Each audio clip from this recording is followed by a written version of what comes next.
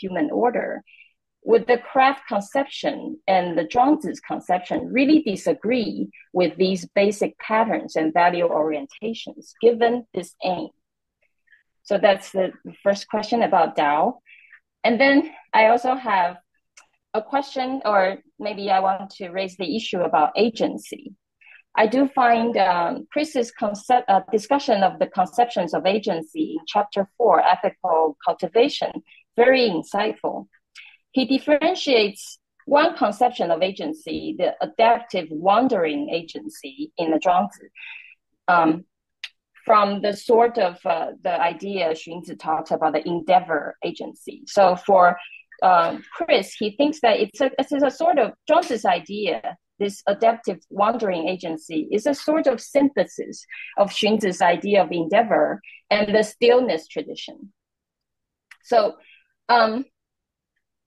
my question is this: would Zhuangzi's conception also suffer from worries akin to the ones that the stillness tradition faces? That is, even though we're not really drifting in the sense that we cultivate skillful adaptation in our wandering, in a sense, we're still just wandering without clear value orientation. And our self-directed projects do not seem to be grounded in any value other than the fact that we take it up by chance or choose it because of fate. So in this picture, humans seem to have to simply accept one's fate and wander skillfully. So is there still room for this kind of agent for reflective endorsement and creation of one's fate and one's identity? Or does this view of agency implicitly assume a cosmic order that is coherent and benign, so that our adaptive wandering in it can be justifiably be our self-worth? So that's the issue with agency. And I also have a question about another issue, which is also related to the issue of agency, which is on transformation and the significance of the heart-mind plays in these depictions. We see that transformation is a key concept in both Xunzi and Zhuangzi, and also in the Guanzi. So one important goal of ethical cultivation and thus transformation of human nature is, in the Xunzi, is to be able to use things and not to be used by things, 义物 or 不异于物. In contrast, Zhuangzi seems to put a lot of emphasis on the transformation of things, 物化, and in many passages he uses such examples.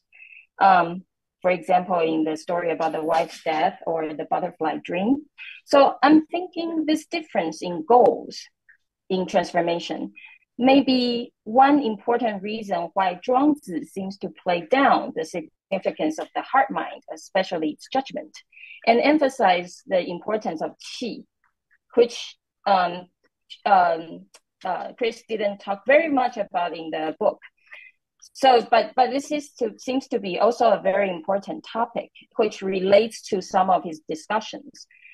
So instead, maybe their difference in conception of agency also has to do with the different goals about transformation. However, if the goal is a way to return to being a thing, one that is properly one with the world, could we see Zhuangzi as returning to the kind of existence following the Xin-based Dao and the stillness tradition, but simply emphasizing on the importance of skills for achieving it?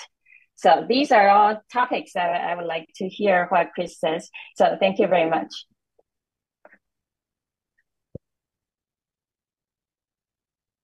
Okay, should I go ahead? Thanks, Ellie. This is great. These are three really, really deep and rich topics. Like we could talk about each one of those for an hour or more. So I won't be able to actually do justice to them then because they're so deep, but I'll try to say a few words about each one. Okay. My own interpretation of the material is that there's, again, going back to that idea that Dao is not merely thematically central, but actually structurally central. So I see in many early texts a shared conception of agency in which the agent is understood primarily as a performer of Dao. Okay, and you can draw analogies between a performer of music, a performer of some sort of dance, a performer of a skilled game, somebody riding a bicycle down a mountain road full of potholes. All of those things admit of at least partial analogies to this conception of the agent as a performer of Dao. So the Xunzi passages that emphasize expert adaptive responsiveness to context, I think, are illustrating that shared conception of agency. And I think they're among the most interesting passages in Xunzi. And we'll see that we've got these passages that not only emphasize your ability to respond to varying contexts, but make it clear that this is not accompanied by any sort of reflexively self-conscious deliberation. It's just automatic. So it's very much like the performance of a sport, for instance, right? So in the Xunzi, it says, 若属一二, 1, 2. See the difference. It's automatic, it's spontaneous, and it's responsive to circumstances. So is there a qualitative difference between that vision in the Xunzi and the skill stories in Zhuangzi, or a craft conception of Dao, or a Zhuangzi conception of Dao more broadly?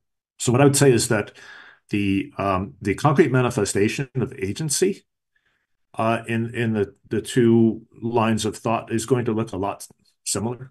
In many contexts, it's going to look very similar. But if we step back, I think they certainly have a different conception of Dao, of what's going on.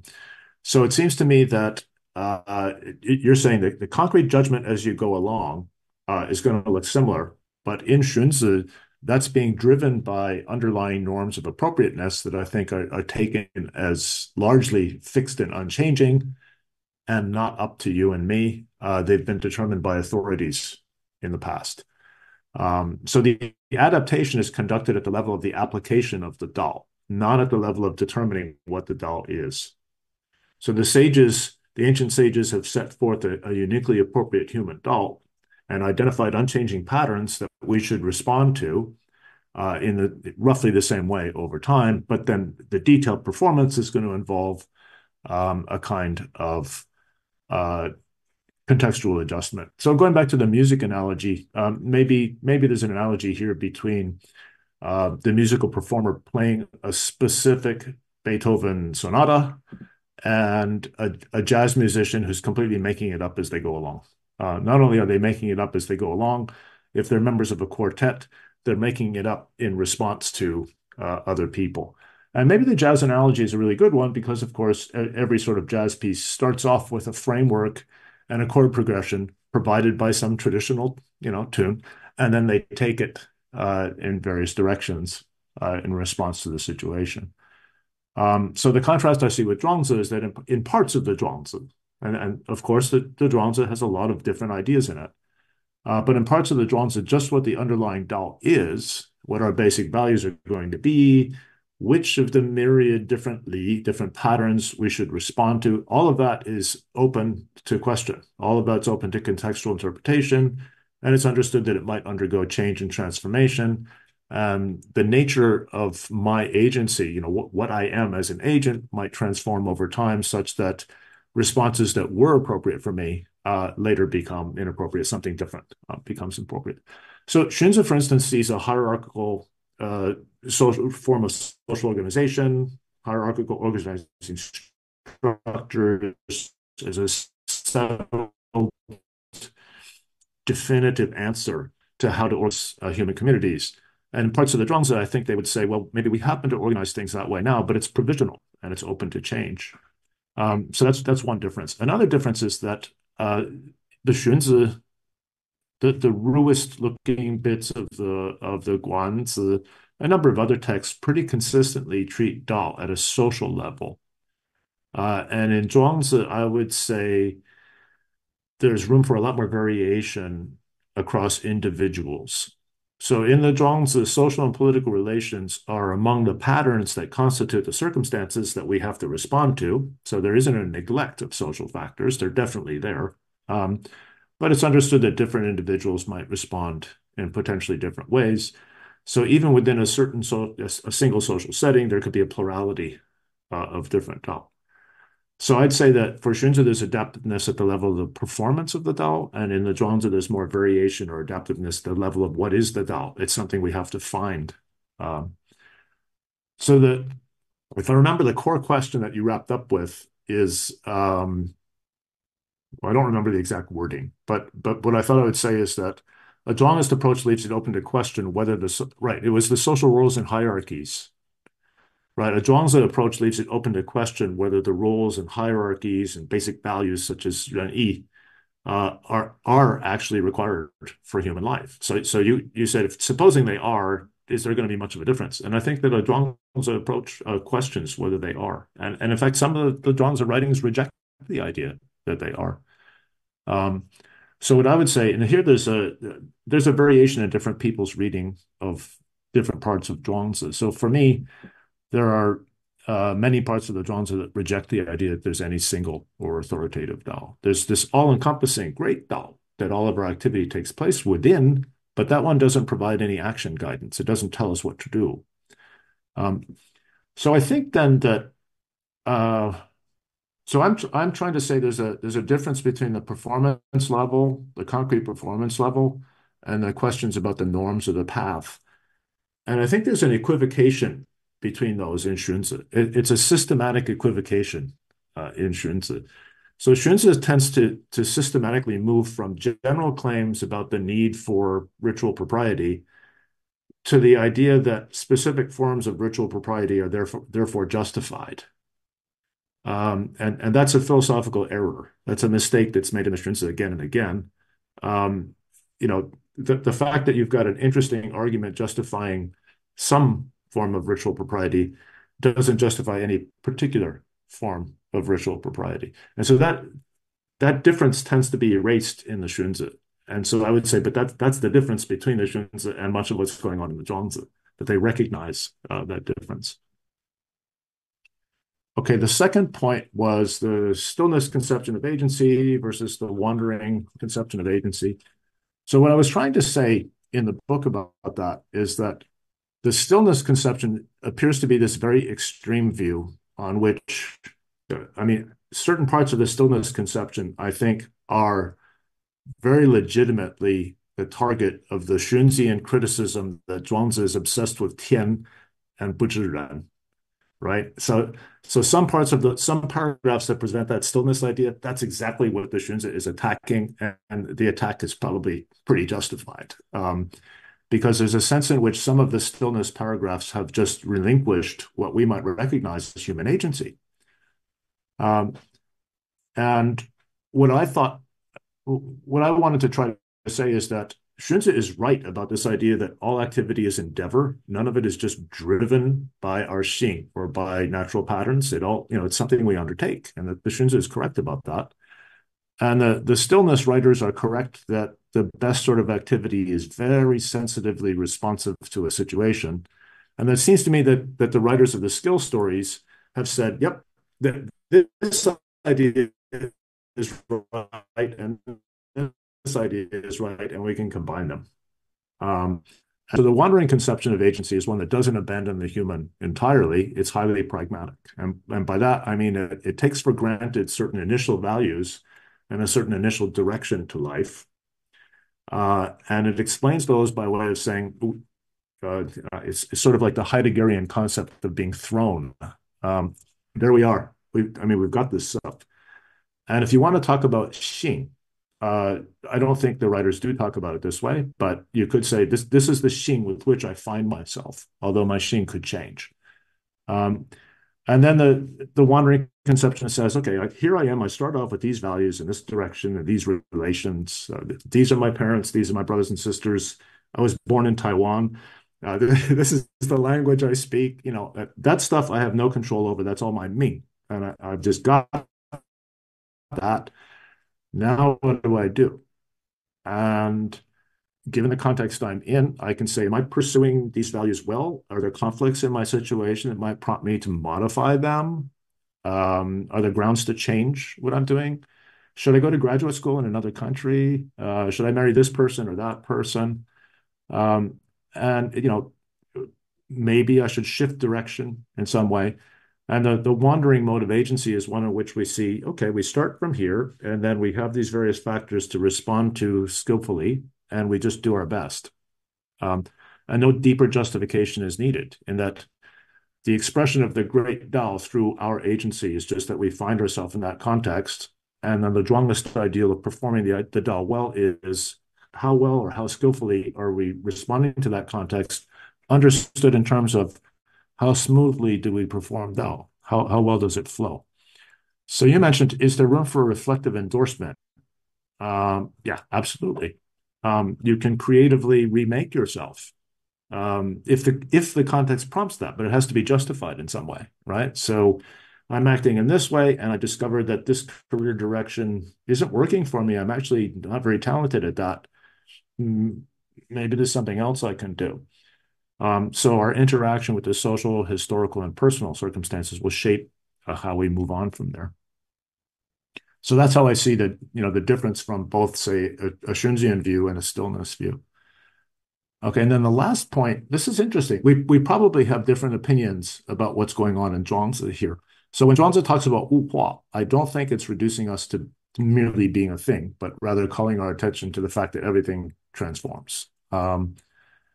And isn't it interesting that you pulled that Xunzi quote out, but as soon as you said, what was it, 义务 or 不义务 or something like that, 不务义, and I thought, oh yeah, but in Zhuangzi there's the 务务 or 不务务, which has to be many of my students' favorite sentence from all of Zhuangzi, to thing things and not be thinged by things.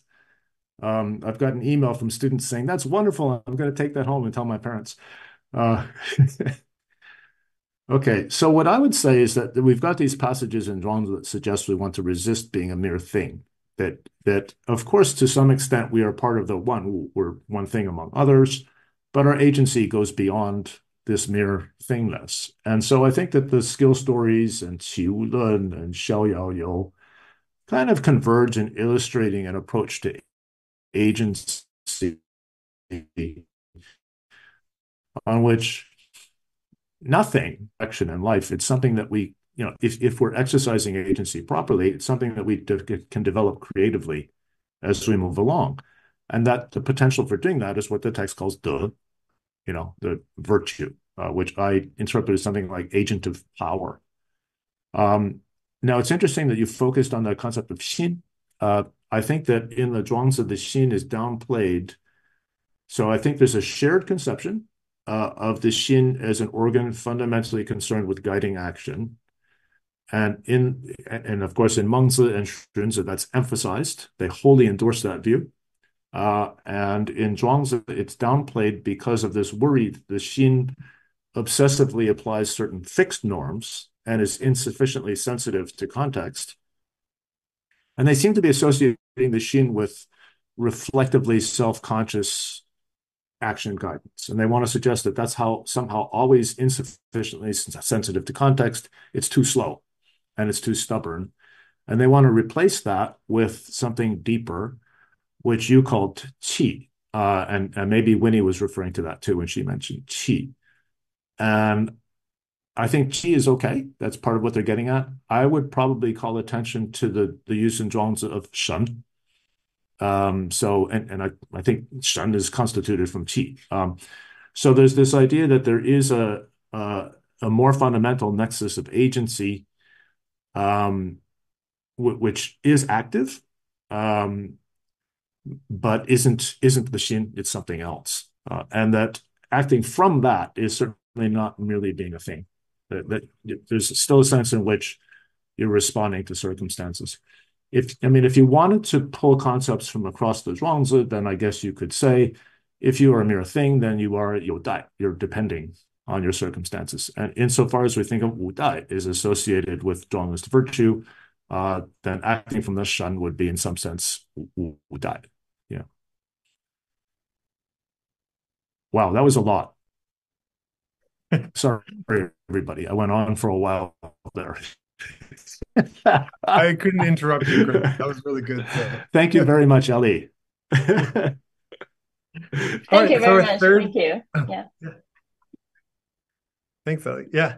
Our third and final commentator is Professor Karen Lai. Professor Lai is a professor of philosophy at the University of New South Wales in Sydney, Australia.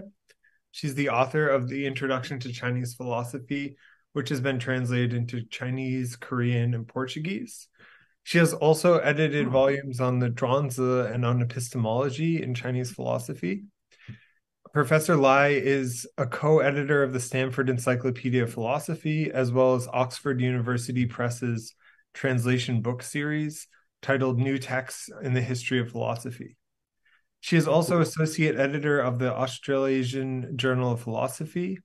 Professor Lai is also looking forward to the launch of an extended podcast series on the early Chinese philosophical tradition with Peter Adamson in the History of Philosophy Without Any Gaps podcasts. And the first episode I'm reading here will be launched on the 10th of March this year. So that's pretty exciting. Karen, if you want to say something more about it, feel free to.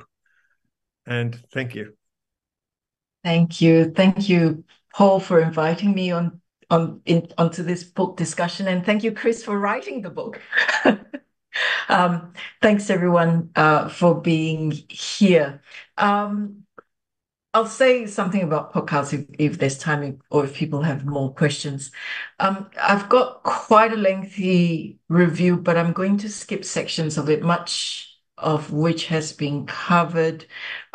So I hope, probably what I have to say will come across as a little bit disjointed. So Chris Fraser's late classical Chinese thought breaks new ground on a number of fronts. A couple have been covered, including the set of texts that we don't typically see in English language philosophical discussions, and also the topical, the thematic focus of the chapters. Winnie commented that that's brave. I think what is even braver is the third way in which the book breaks new ground, is that it disrupts the division between the schools of thought, primarily by fracturing how we understand a text in classical Chinese philosophy. I think that's really courageous. Typically in scholarship, we take the Hanfeizi or the Zhuangzi, for example, as singular texts, although we're well aware of their authorial and editorial complexities.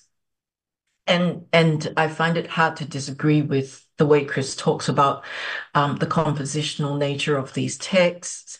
However, in scholarship, extant texts are most often taken as single entities in the sense that they've been transmitted as such, including with major edits and commentaries along the way. And indeed, this is the way in which the Zhuxie tradition has been conceived, focusing on the insights of the master and then the interpretations that have coalesced around them through time. So in this third innovative feature of the book, Fraser notes not only the accretion process, but also the anonymity of authorship of the text in question. Fraser casts doubt, moreover, on whether we can assume to know the singular purpose of a text. What we typically call chapters in these texts, known as pian, are in fact collections, according to this book. So for the purpose of analysis in this book, the basic units are anecdotes and stories. As Fraser suggests, the Guanzi should really be considered a wiki, for instance, with contributions over time by different people in an intellectual community. In fact, most of the texts I would have thought are like this. You consider the Zhuangzi, for example. So Fraser more generally states, and this I quote from page 13, interpretation and discussion of the master's materials must begin from the level of the individual short text, which may be a brief remark, short anecdote, or longer essay. End of quote. Fraser's understanding of the compositional piecemeal nature of these texts is one shared widely among scholars. What is different here is the follow-through in his methodology in handling the anecdotes as basic. This is a fascinating and courageous move, and its implications perhaps unsettling for many, like myself, who work within entire texts. I'll return to this issue right at the end. So in the way I've written my review, I've basically just gone down the chapters and then I've raised questions. So I'll skip doing a chronological review just in the interest of time. I'll move on next to the discussion about the state in chapter 2.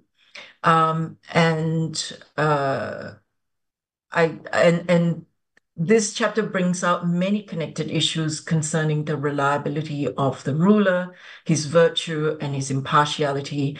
And it also covers the notion and scope of the ruler's power and authority, and the role and lives of the people within the state. Perhaps the most difficult set of questions in this chapter concerns what is expected in the governance of the self-so community. At the center of this matter is a question: to what extent can Taoist government be collectivist if it is not to intrude into the personal Taos of the people? And I think that is a terribly difficult question. In the book, we have Chris uses phrases such as the ruler's non-interference in people's lives, and that's on page 89. And then on page 92, the ruler's actions must, and this is an extreme view, so wholly conform to the people's own tendencies, or that the ruler needs to be subtly facilitating the people's self-directed activities. Those of us familiar with this text will, of course, know that the Zhuangzi is frustratingly vague on what all of this means. And this is reflected in Fraser's coverage. So, Chris, if you have time, would love to hear more about the practicalities of these forms of government in the Zhuangzi. Okay, and then in chapter 3, which is a most fascinating chapter on ethics, Fraser covers the fact that in this classical period, questions about the affairs, this flows on seamlessly, of course, from chapter 2 about the affairs of state, that in relation to the state, affairs are often restricted to management or administration, which of course means that ethics is very much something that comes within the remit of the government. But not all texts have social order as their primary concern. However, maybe that's why many of us are attracted to texts like the Zhuangzi. And the Zhuangzi, as Fraser points out, resists standards for human behavior, especially as Tao is continually shifting and transforming. Those familiar with Fraser's work will know that questions about Tao in the Zhuangzi, specifically in relation to ethics, is one subject in which he leads the field. Here, Chris proposes that because Tao is continually shifting and because the aim of action is to do what is fitting, and this is a quote from 127, Zhuangzi thinkers tend to conceptualize action through the model of skills. And I've been greatly fascinated, Chris, you've written on skills, of course, and I've been greatly fascinated by this idea of the connection between Tao and skill. And the book itself discusses how Tao is different from skill because because skills have ends. They're irretrievably wound up with ends that are measured in performance. What is apt or what is not apt. By contrast, Tao has no such ends. And so this presents a puzzle for me. And this is a second question I have. If Tao is not skill, but perhaps we can say that Tao is partly comprised by skill performances. In fact, I tend to think if you're talking about the Zhuangzi, when you talk about Tao, skill surely is part of Tao performance. So if Tao is not skill, but is partly comprised by skillful performances, what more is Tao than skill? What is that, or what are those additional elements? And there is a clue in the book. Perhaps it is perhaps it is virtue. And in this discussion, then Chris takes us to the idea of the inner virtue topic, which is interesting, but again, of course, that is notoriously vague as well. So this is in the, is it, I think it's in, Chris, you say it's in the primitivist discourse, if I've got that correctly. And if that's the case, and if nurturing our inward health is becomes the normative guide for ethics, can ethics rest on such a vague conception of inner health? It's not unlike well-being. There are a million and one conceptions of well-being. So if it's such a smorgasbord, how can this enlighten? How can this be action guiding? The final issue, there's one issue, and this is more a comment in relation to this chapter on ethics, is its lack of focus on the place and roles of women. If this matter is to be covered, this chapter would, of course, be its natural home. I'm well aware that women are not key players, to say the least, in these late classical texts. However, it would be important to note this lacunae, for instance, if not also perhaps to just dig a little bit into the text, seeking to understand its implications for women. So when you talk about role ethics, for instance, there are no mention of specific roles for women, but one can surmise, possibly from husbandly roles or fatherly roles, about what's in there for women. I think it's worth mentioning at the very least that the silence of these texts on what ethics means for women is just deafening. Chapter 4 on cultivation, of course, continues logically and seamlessly from the investigation on ethics. I really appreciated the discussions here, and questions are raised about how does an individual equip themselves for engagement with the world, although sometimes this issue is not up to individuals. Sometimes rulers take it as their remit to be setting out these schemes for individual. It seems to me that the discussions on self-cultivation converge on the underlying question of how it is possible to influence or shape the motivation of individuals. How do we make ourselves better, or how do we make them being the people, better? And some of the texts conceive of cultivation as a process in which individuals develop their dispositions.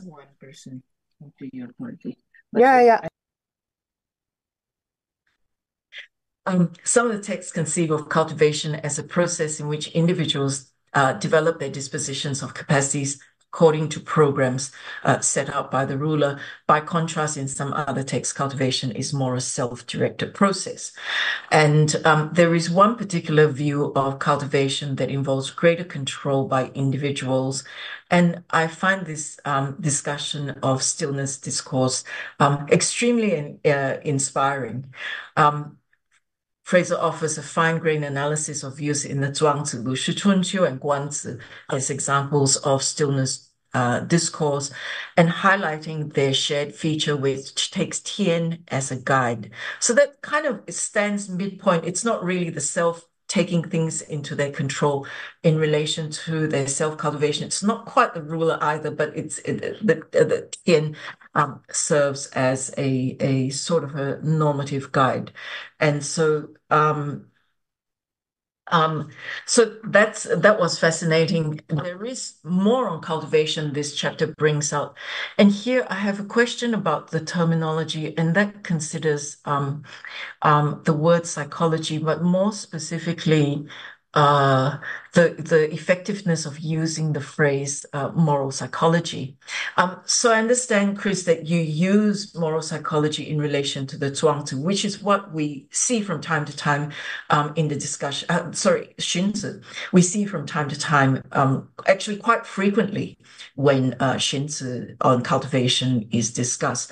But I think sometimes at one point anyway, you use it generally to characterize the late classical Chinese thought. On page 134, I think that is one instance. So I'm a bit confused about this notion of psychology because, or the use of psychology to illuminate cultivation, because in one sense, as you present in your chapter, cultivation is so multifactorial and fascinating and anthropological in these late classical texts.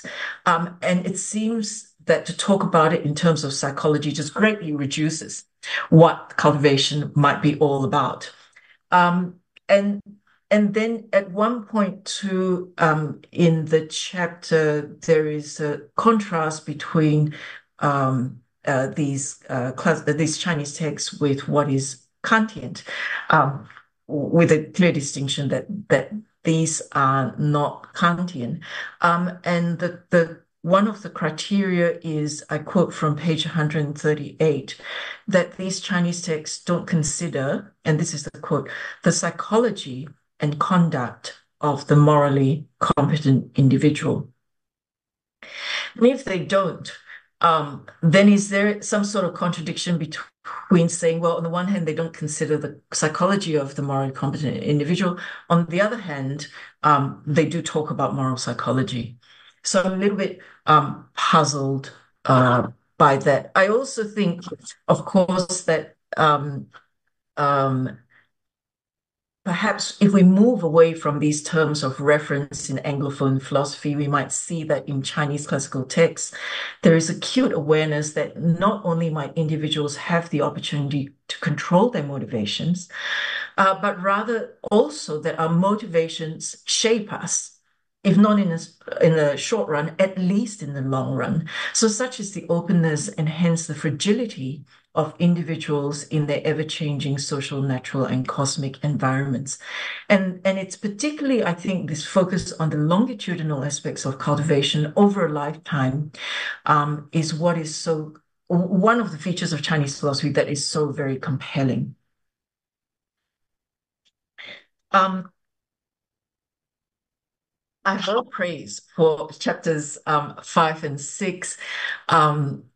I've done a lot of thinking about epistemology, and Chris, I love the way that you very resolutely and in a very persuasive way present epistemic concerns in terms of competence. Of course, given what I've written and worked on, I think that's absolutely right. And from here, you then move on to questions about virtue epistemology. I also really appreciate the way in which you describe these deliberations as applied epistemology. I think it's really important to, set up ways in which what's going on in these texts are slightly different, and these various terms that you use are wonderful. You also talk about epistemic conscientiousness, and then back that up with so much detail from the text. So how we improve our own epistemic performance, how we avoid bias, how we ensure that our epistemic standards are robust, how important it is to exercise humility and discipline in handling epistemic matters, and perhaps most importantly, having the disposition of open-mindedness. So to me, all this just comes through so beautifully. Chapter 6, likewise, in the way it describes issues in language and logic, you sort out how the focus is on functionality of names, and how in a whole bunch of texts, the point is to fix names so as to guide discourse and social practices. And for me, the discussion on semantics is the most fascinating part of this chapter, which I suspect might be for you as well, Chris. Because it brings out how these thinkers did not merely seek to use names, but reflected philosophically on how names function in life. Questions about what we do with names, such as when we praise someone, what we pick out with names, what we do when there is disagreement, how to explain matters, and the uses of argumentation. These are just fantastic, and these discussions will greatly change, I think, the trajectory of particularly comparative philosophical discussions to come. So I come now to the final question, which returns to the methodological issue in relation to the way it considers passages and anecdotes as texts. So this method is daunting and challenging for philosophers like myself, whose work assumes the unity and coherence of single text, even though we know better. And you yourself, Chris, of course, have used this approach in your writings on Zhuangzi, Xunzi, Mozi, the Mozing. Perhaps this method that is used in this text is quite new. And so there is sometimes a little reversion to the old methods of assuming the unity of single text. I'm not sure. Let me list 3 examples. So in the discussion of the Mozing on page 120, Chris, you note that chapter 44, which is a criticism of drawing on Tianyi, heaven's intention, as a standard, that chapter is corrupt. So my question is, if all passages are equally texts, how do we work out which ones are corrupt and which legitimate? Is this distinction made on the basis of authorship or something else? And to say it is made on the basis of authorship runs into problems. I guess maybe it's a dating issue. Secondly, at the same place, Xunzi is identified as having a basic value, which is good order. And this is a feature indeed of the Xunzi body of texts. And so this perhaps maybe runs against, Chris, your earlier advice in not expecting that there is a single and identifiable authorial intention of what are basically collections of texts. So Xunzi has a basic value, which is good order, as you say there. And then third, Chris, you've got the different text collections in time where you set out arguments about which would have responded to which others. And here you say, well, not looking at the Mengzi, it's first written around the late 4th century BCE, could have been developed by later followers. And, I don't have any quibbles with it at all. However, although you take in the book Mengzi primarily as outside its purview, sometimes it, 6a with Gaozi comes in as being within the purview. So I would love to hear, and because I'm so intrigued by this methodology and find it daunting, I would like very much to hear some of the major criteria you draw on. I'm not expecting this to be exhaustive, but some of the major criteria in working out the text in this book. Let me close. One interesting detail I learned from this book is that the Lu Shi Chunqiu advises against, and here I quote from page 110, lack of physical activity, overindulgence in unhealthy food and wine, and infatuation with women and music, all of which are potentially harmful to life or health. End of quote. How could a book that considers claims that are both so current and so sexist fail to spark our interest? I wish to congratulate Chris on the wonderful book, which is firmly grounded on the basis of the influential work he has done over the years, and which also greatly expands on that. There are many insights, not a few of them novel ones, that will change the direction of debates. There are also deeper forays into existing debates generated by the conversation he fluently creates between the texts as well as an exciting new methodological approach. I have little doubt this book will be an influential one for years to come, both in the way it highlights what's unique in this late classical period, as well as in its methods of analysis. It will be invaluable, especially for readers seeking, through thematic parallels, to better understand the convergences and differences between Chinese and Anglophone philosophy. Thank you, Chris.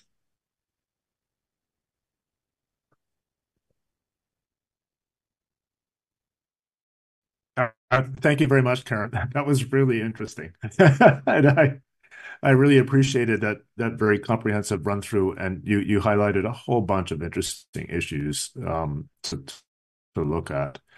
So let me very quickly mention one or two, and then we're going to run out of time, and it would be great to leave at least some time for audience questions, right?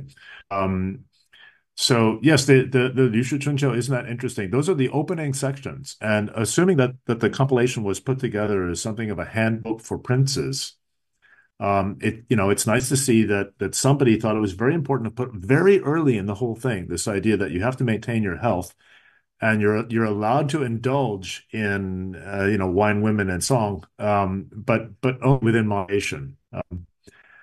That part. I'm not thinking that's so heavily sexist, but going back to your earlier concern, I don't know if I have a footnote in there. I mean, usually I always put a footnote in something saying the text systematically neglect the roles of women, and there isn't. This is very frustrating because we want to look more at these roles and we want to reconstruct them. We have very limited sources with which to do so. When we get texts that address role ethics, then I think that's almost one of our best hopes for a source. So when Guanzi goes through from the Guanzi Junchen text or related texts, go through these exhaustive lists of different sorts of roles and relations, we can see how women would have a role. It doesn't go much beyond that, and it's very, very frustrating. And in particular, when the Mencius and other texts attempt to ground ethical attitudes and ethical development in family attitudes and family development, and they talk about, sons' attitudes toward their father and their elder brother, and they don't say anything about their mother. That's just absurd, right? We know that actually in practice, it had to be that the women in the family were providing the main ethical instruction for at least during the early years. And the texts just don't touch on that, and it's very frustrating. So the big question at the end, but you had several questions at the end. I'll take those first. One was, if we're reading the text as collections of short bits, how can we tell what's corrupt? And in the particular instance, we've got a text with broken syntax, right? They aren't even complete sentences. So we can be fairly sure that we've got textual corruption in cases like that. So when I say something's corrupt, usually I'm referring to, it's obvious that the writing materials have been damaged at some point. If it's an interpolation, if it looks like someone has modified the text, I wouldn't call that corruption. I would just say, okay, this was a natural part of the text production process at the time. The things would be contextualized and modified in various ways. And so that happened, and we can't. And in those cases, we have to assume that maybe this possibility is there, but we can't reconstruct what's been going on. So if we're approaching the text those ways, how can we make generalizations like good order is a shared basic value in the Xunzi? And I would say just by induction.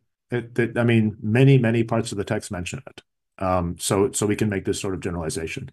If it turned out that that it showed up now and then, but they didn't talk about it all that much, then I would say, okay, let's rephrase the generalization to say it's a prominent theme, but not universal across the different parts of the text. In terms of an approach to these composite texts, my view is that each one of the early collections has a different story, and so there's actually a different approach applicable for each one of them. And it's very difficult to make generalizations. It's obvious that Guanzi is a library, basically, written with contributions by people with very different doctrinal orientations. And so we can develop one sort of story to guide our approach to the Guanzi. Now, what about Xunzi? I mean, if you're like me, I look at Xunzi and I don't necessarily ask myself whether or not most of it is from the hand of Xun Kuang, but it looks like most of it was produced during the lifetime of that man and has a roughly consistent orientation, even though there may be disagreements in detail. And so we're going to acknowledge that and approach it a little bit differently from Guanzi, for instance. In Xunzi's case, you can imagine very much of it being produced by students. If it's not produced by him, it's produced by students, and he put his chop on it when it was done or something. And then in Mozi, we get a totally different story. So we have to tentatively, with due acknowledgement that what we're doing is tentative, work out an approach to each text. And so going on to this idea of what we do with the Mengzi, my approach to that is very, very tentative. And as I say in the acknowledgements to the book, it's very much deeply inspired by earlier work by Dan Robbins. Okay, so Dan, really pushed this idea that the Xunzi discussions of Xing evolve in a way that seems to engage with the Mengzi discussions of Xing. And that when Mengzi attacks the woodworking analogy in 6A2, if we look around, are there 4th century texts where we get a discussion of Xing with a woodworking analogy? And there aren't, as far as we know so far. But in both the Zhuangzi primitivist materials and in Xunzi, we find a woodworking analogy in discussion of Xing. And so the very tentative proposal is to say, look, is the Mengzi addressing that? And perhaps it is. It's at least a plausible hypothesis to offer. So I try to underscore that this is hypothetical, but it looks like this is a potentially fruitful way of putting the text together. And then for historical reasons, I've got to put an asterisk there and say, we're not sure. But this looks like one interesting way to read these texts, and it might be historically plausible, with due qualification on all of those points. Okay. I think maybe I should stop there because we only have 10 minutes left. Yeah. Thank you very much. I agree. Thank you so much, Chris. That's so enlightening. Okay, great. So we do have a question from Justin Tewald, but he left, Chris. So I'll just leave that for you to look at and chat. You guys are in Hong Kong. Maybe you'll see each other, bump into each other in Hong Kong. So if there's anyone who has a question, you can type it in chat, but we also more than welcome you to just turn on your mic and ask the question or provide a comment, whatever type of reaction I think Chris is very much open to.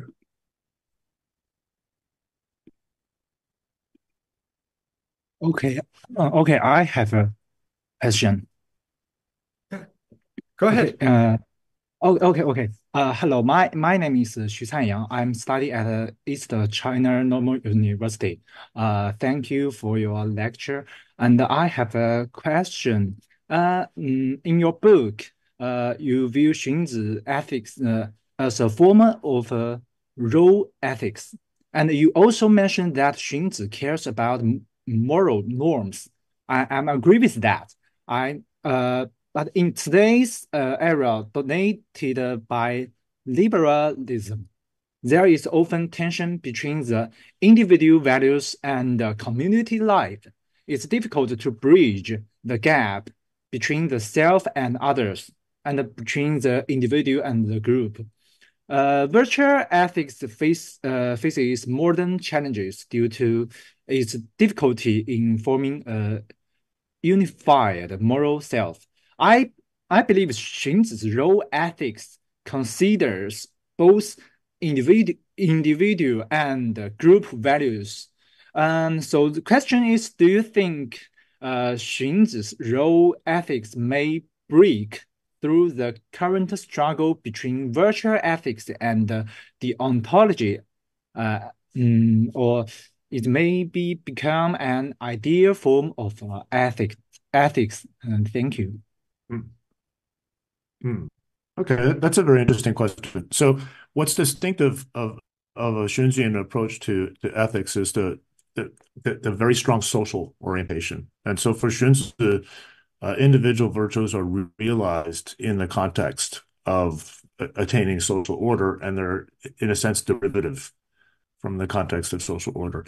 And this is really, there's a deep ontological reason for that in Xunzi, because Xunzi thinks that what it is to be human is something that you can only achieve in a sort of social, collective social cultural context, right? So Xunzi thinks that apart from our relation to society, we're not fully human. And I think there's a deep contrast between the Xunzian view and, say, an Aristotelian view. Our political context is extremely important to Aristotle. You can only be fully human by being a member of a polis, part of a political community. But when Aristotle talks about values, he talks about the realization of aspects of our ergon, our function, as individual animals, basically, as individual humans. And I think there's a pretty clear distinction from a Xunzian approach. So the key to responding to your question in terms of a contemporary application of Xunzi's thought is, are we still comfortable with the social side of Xunzian thought?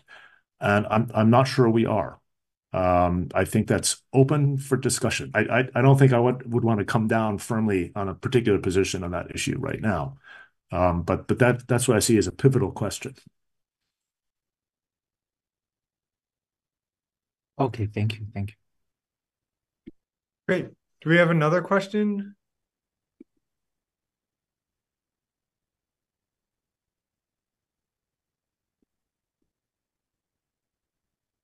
I'll ask a question if there's nobody else in the queue. Yeah, definitely. Yeah, thanks, Chris. This is great. So I'm very intrigued by the what you were saying about epistemology in the later texts, like in Zhuangzi, where knowledge is the normal state, right? And then we have discussions about cases of error, right? So I'm wondering if you've thought about how this might connect to like knowledge first epistemology. So I'm doing the seminar with Jennifer Nagel right now. She's talking about how, like, when we study apes, it seems like chimpanzees maybe make a knowledge versus ignorance distinction, but they don't make true or false belief distinctions. At least that's her interpretation of it. And so there might be some evidence there that kind of knowledge is the primitive concept rather than belief. And that, so this discussion of the early Chinese materials of how knowledge can go wrong, and knowledge and a lack of knowledge being the main contrast might have interesting contemporary applications. Thanks. Yeah, I don't have that much to say about it, except to say I think it's a very interesting research direction to take up. So the overall applications of some of the Chinese, positions, or at least orientations toward epistemic questions, seem to me, or epistemological questions, seem to me really, really fascinating. And I personally haven't had enough time yet to really look into them. So I say that by way of saying that, like, when I think knowledge first, I think back to Timothy Williamson. And I read his early work in that area, so I have a little bit of background, but I'd want to look at how is it being developed since then, and is it just a conceptual relation or what have you. When I was a student, epistemology was almost always approached by way of internalism, and since then externalism has become a more dominant position to take. So in the Chinese text, the externalist stance, I think, is taken as virtually obvious. Pretty much just everybody picks that up as their starting point. And so in terms of conceptual relations, are they explaining the mental attitude by which you might go wrong, backed by reference to getting it right? I would say I'm not sure. They might be coeval. They might conceptually emerge at the same time. But there's no conception of sort of working our way up to knowledge by having lesser states first. It's understood that normally you are just going to, be in a state of possessing knowledge. So because they're thinking of as a competence, okay, draw the analogy. The analogy is something like, most of the time when you walk smoothly, everything's fine, and you don't stumble. And you only rarely fall down. So most of what we're talking about in terms of knowledge, by analogy, this performance thing, is that most of the time you're just going to be getting it right, because it simply amounts to using names in appropriate ways. And once you've learned how to do that, you have a certain sort of basic performance competence that enables you to produce the right sorts of assertions in the right sorts of situations. So that seems to me the starting point. Now, what I would, by way of answering your question, is I'd want to look a lot more closely at exactly what people are claiming in the knowledge first discourse, and then see to what extent there are correspondences to what's going on in the Chinese text. And I haven't done that work yet. Thanks, Chris. You are welcome to, though. I'll report back. Yeah. So I see that as an area that's like, waiting for us to dive in and develop a lot of this stuff, basically.